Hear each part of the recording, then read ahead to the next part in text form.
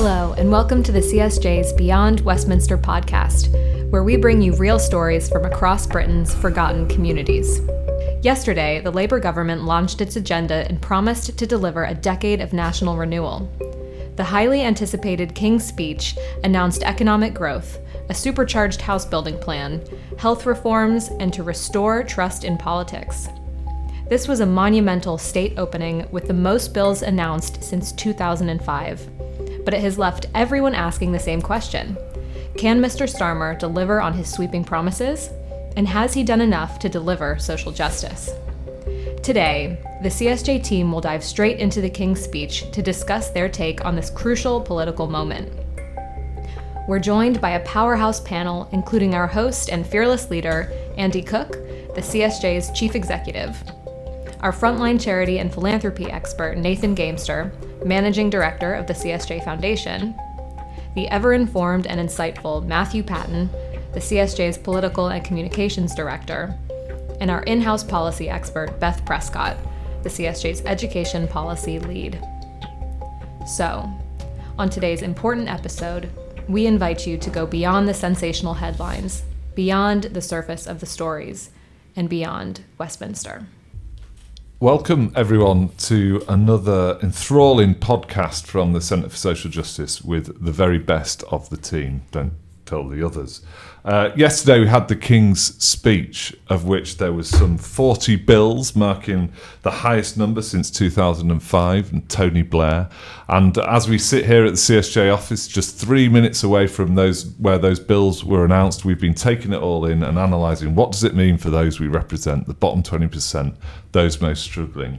CSJ have done many reports over the last year, our big 20-year anniversary one of Two Nations, that looked at the plight of those most struggling. And our question today is, does this King's Speech answer the cries from those people? And I am going to be joined with our fantastic team to ask those questions. Let me start with Mr. Matthew Patten, Comms and Political Director, Knowledge and Know-It-All at the CSJ. Matthew, is big government back? And does that matter for our people? I think big government is definitely back. This represented a real change. I mean, the number of bills for a start is extraordinary. The breadth of them. I think it was the longest King's Speech for as long as anybody could remember. I felt quite sorry for the King there on his throne reading it all out from that point of view. I think the big questions, though, that arise from that really are given the kind of very profound and deep-seated challenges, not just facing our people, as we call them, but the country as a whole, is whether, one, legislation, law, big government can address and solve those. And I have a very serious personal question about that. And the second thing is a lot of the issues I think that we're facing are as much cultural as they are in terms of, laws and how we behave. And I think we need to hear a lot more from this government about how to give people the power to have agency over their own lives, as well as just simply telling them what to do. So do you think, is what you're saying is there was kind of too much government in this?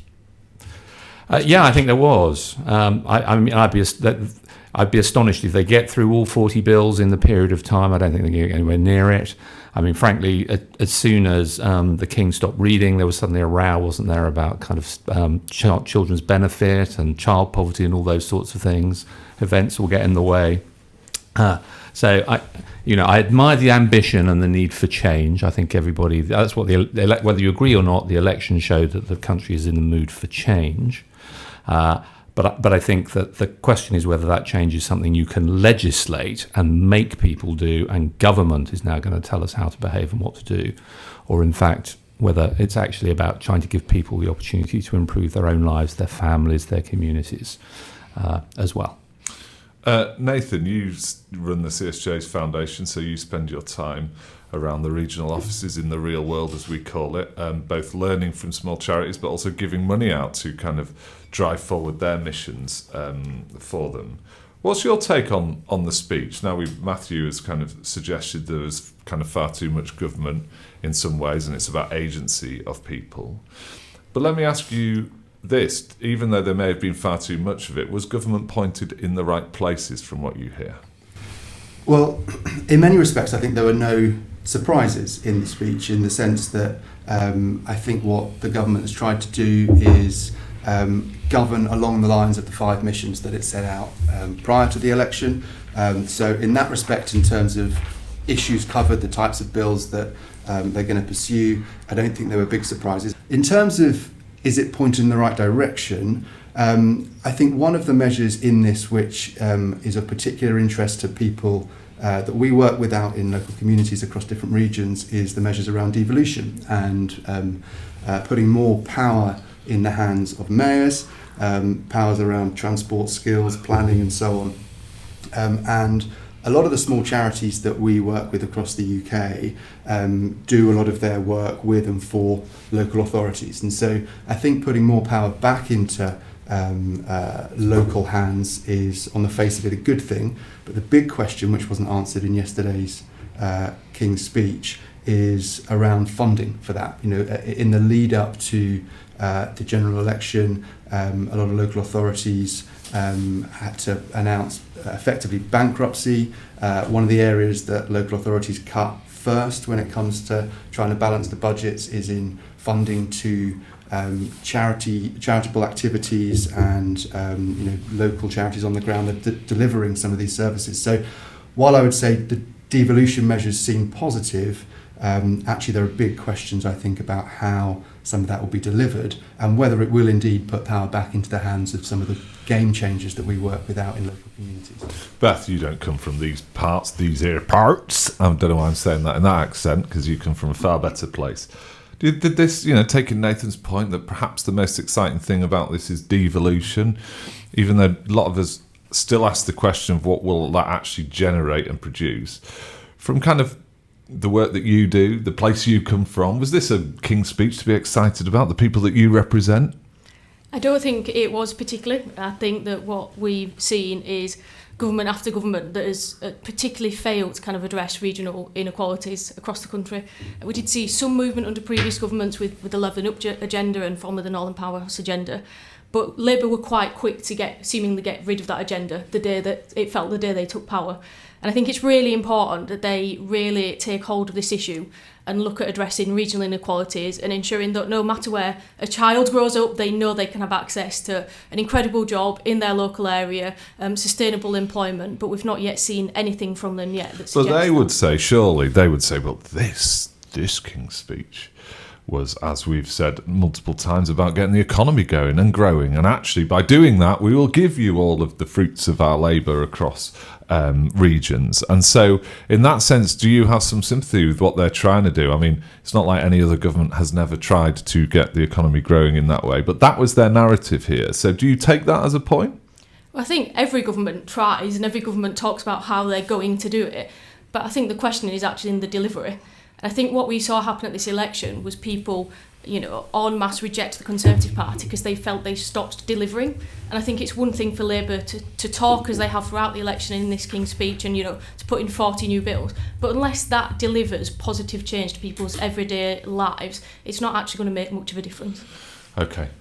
Right, well, let's have a look at... I know we're kind of short for time and people have got busy lives, so they don't want to listen to us for 2 hours. So let's get into some of the kind of meat of this. One of the big things, Beth, I'll stay with you if I can, is on education. CSJ has led the charge on the fact that there's been thousands of ghost children emerged since the pandemic, and you have led that call.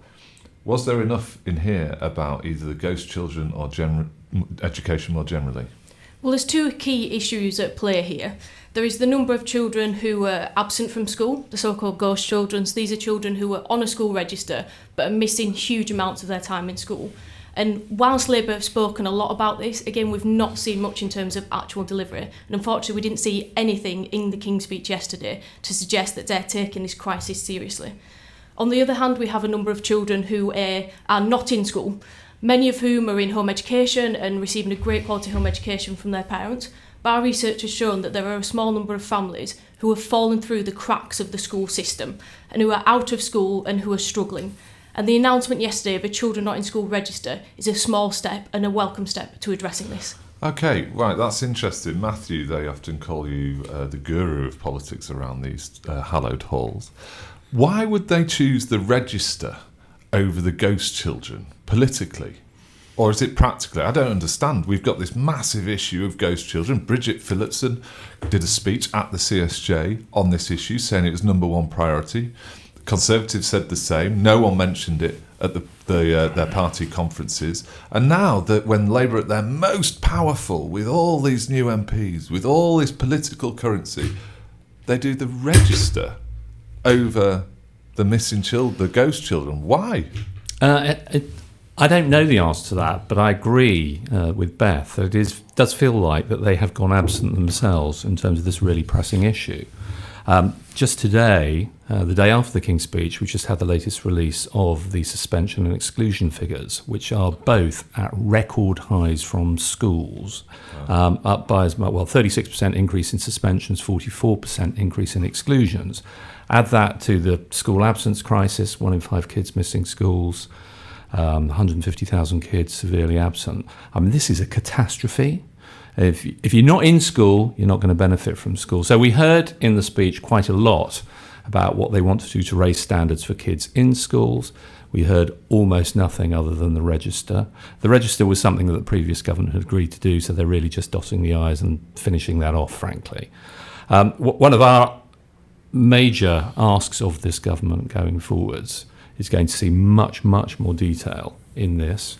Frankly, we gave Gillian Keegan, the previous Secretary of State, a very hard time. She said this was her top priority, but we felt that she wasn't doing enough, rolling out attendance mentors and things like that.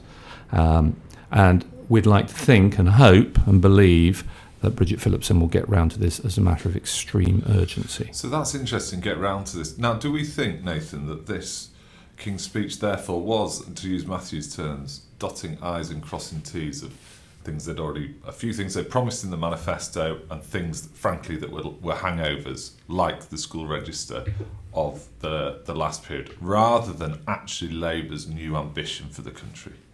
Yes, I think that is absolutely right. I mean, I think the legacy issues that Matthew talks about, I think, are absolutely right, and there's a number of other measures in there that have effectively been taken from the previous government, and Labour are now sort of taking on.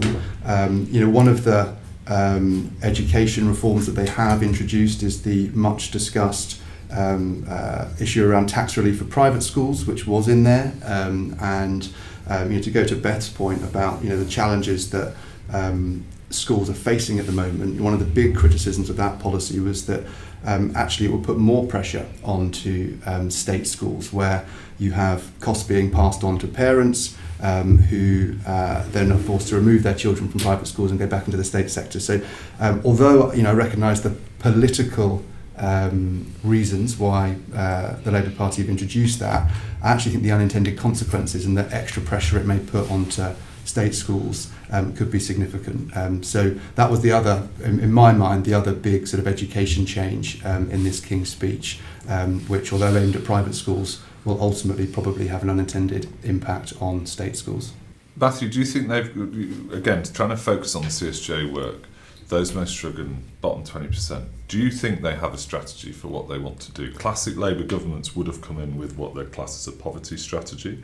There has been big argument from the left about the 2-child limit, which they did not do anything on in this King's speech, despite some murmurings. And they certainly, ahead of the election, didn't promise to do that. Trying to kind of join the dots a bit, they, at the same time the speech happened, they announced the fact that they were going to have a new child poverty strategy, maybe to alleviate some of the issues, and they started to use words like root cause, etc. Do you think they have a plan for those most struggling? It's really hard to tell whether they have a plan. I mean, the King's speech has been overtaken about the row about child benefit.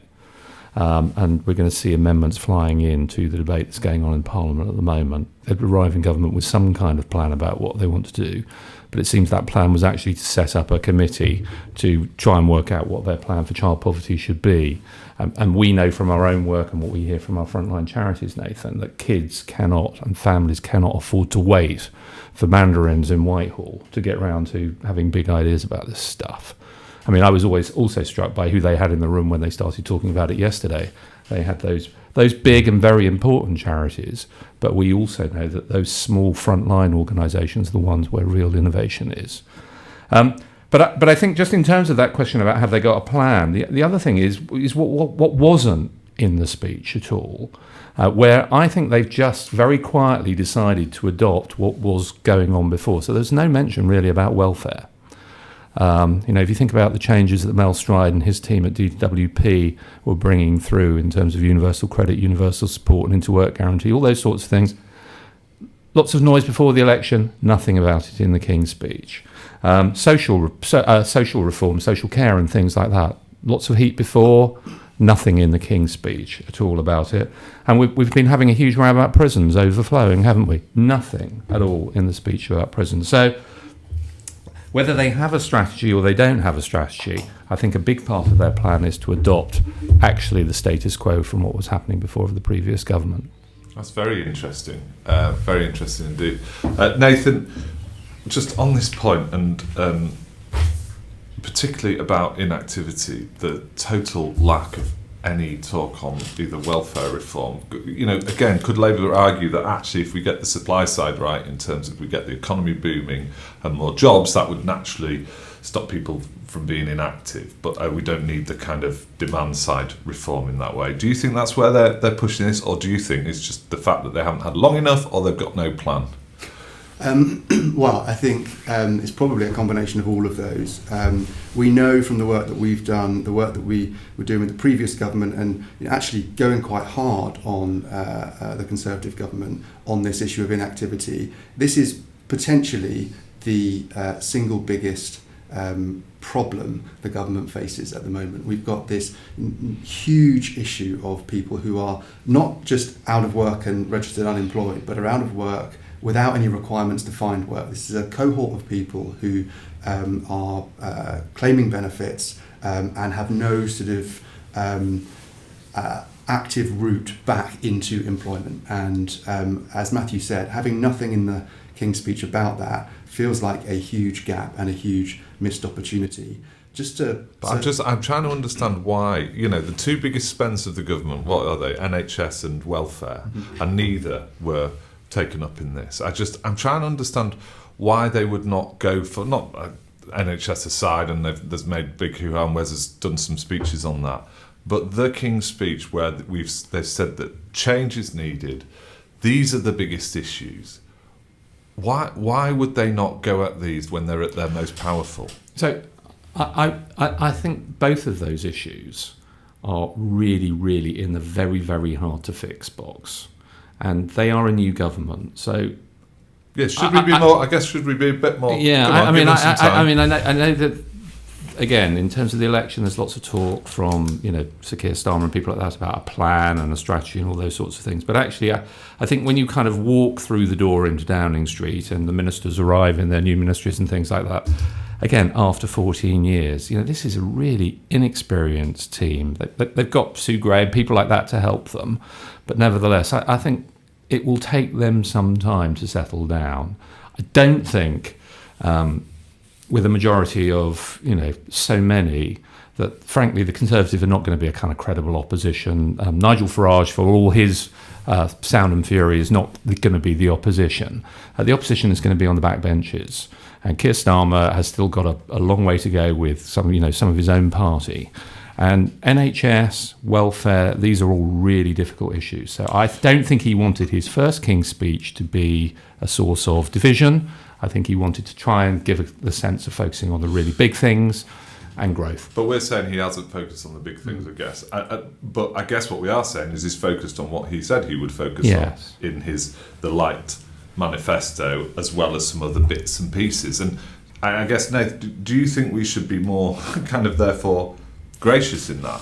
I mean, one of the things that people were frustrated was in their march into Downing Street was, what are your ideas and plans? And they didn't really have to give any because the British public were sick of the other lot. It's time for them to come in, but they didn't come in with a plan.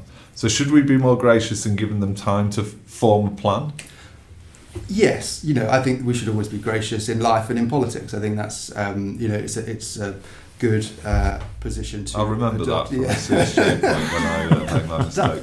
That said, there is clearly a moment in time, as has been mentioned, where an incoming government with a huge majority is at its most powerful, and you would hope, not just as us sat here at a think tank, but as citizens, you would hope that the government of the day that spent 14 years sort of trying to get into this position actually comes in with a workable plan. And instead, what we've got in the two issues that we're talking about now, welfare and the NHS, we've got a decision to pause the decision until further notice. There's a task force that's been set up on child poverty. There's been a commission that's been set up on NHS reform, which is, as far as I can tell, bringing back in a whole load of historic voices who have done this before.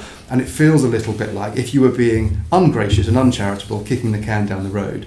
But the more charitable way of looking at it would be to say, okay, they're taking their time, they don't want to get this wrong, they are planning for the future. Just a quick point on the lack of the changes to the 2-child limit and the introduction of this task force that was announced yesterday. I don't think those two things are separate. I think that the Prime Minister has been quite calculating here and realised that the big backlash from the King's speech was going to be the fact that they are not making changes to the 2-child limit. And so the announcement of this task force, if I was being slightly more cynical, was a ploy to be able to say to his backbenchers, don't worry, we are going to deal with this. We're going to wait to see what the task force recommends, and then we can make decisions about child benefits. So that there's a popular policy that many of their kind of side don't like, but it's in a time where they haven't got much money, they're staying with the populace. Interesting. Beth, I'll give final word to you. What's your hope then in going forward from here? We've seen these bills, we've seen 40 of them. They'll be kind of cracking on with those. Frankly, Labour have got a majority so big that, in a sense, they could ignore a lot of what people say anyway. What's your hope that they kind of focus on? If you could get them to just change their mind on one thing, what would it be, and what would you be telling them to do? Well, I think I'd bring it back to the child poverty strategy. In my area in education, a lot of the challenges that we're seeing in terms of record suspension levels, like high absence levels, the attainment gap widening yet again, it's always the most disadvantaged pupils that are impacted the most. And we know that the attainment gap is already very entrenched by the time a child starts school. So I think that child poverty strategy is absolutely and should be a priority. But we do not need them kicking the can down the road, as Nathan rightfully suggested. We need action taken now on it, and comprehensive and bold action. Very good. Well, we can. Our listeners can be assured that the CSJ will be playing its key part in making sure that can is not kicked down, and actually the ideas that come through go after the root causes of why families are in such tough situations and how we bring out their potential and not just solve them as problems. Thank you for listening. If you'd like to hear more, subscribe to our channel for more interesting content like this, and follow us on Twitter @CSJ Think Tank for more updates.